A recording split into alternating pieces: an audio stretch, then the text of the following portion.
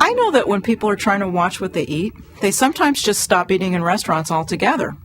Between the tempting menu descriptions, the huge portions, and no way of knowing how many calories they're eating, they often feel like they're simply better off just staying home.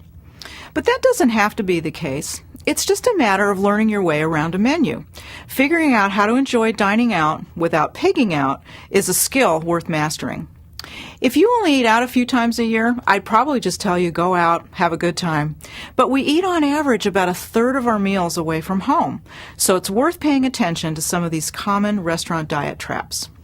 First, don't get derailed from your usual meal plan. You should have a general plan in your head as far as what you usually eat for your meals, and you should stick to it. So if you normally eat some combination of protein, veggies, and salad for lunch, then look for something similar on the menu. Don't let your eyes wander towards a sandwich or a pasta dish. Watch out for foods that sound healthier than they are.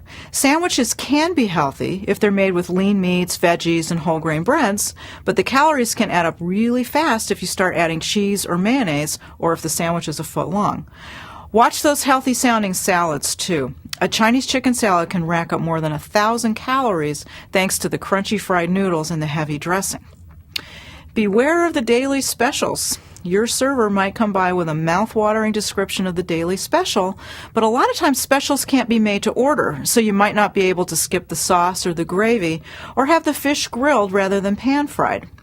If the special fills the bill, great, but decide on something from the regular menu ahead of time. That way you'll have a backup. Size matters. Supersizing your meal might sound like a great value, but you really need to stand firm when you're offered more food than you want or need. When your server says, for just $1 more, you can have a side of fries with that, think to yourself, for just $1 more, I'll be getting 600 more calories and 40 extra grams of fat. Read calorie counts on menus carefully. A recent study showed that the calories you eat might be nearly 20% higher than what the menu says. Also, the calorie counts usually list the items separately, not the calorie count for the whole meal as it's served to you.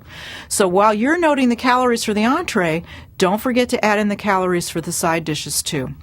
Finally, it's been said before, but it's always worth repeating. Restaurant portions can be huge. So split an entree with your dining partner and order an extra side of veggies, or have your leftovers packed up as soon as you've eaten your portion. When it comes to supersizing, restaurants may be able to afford to pile it on, but you can't.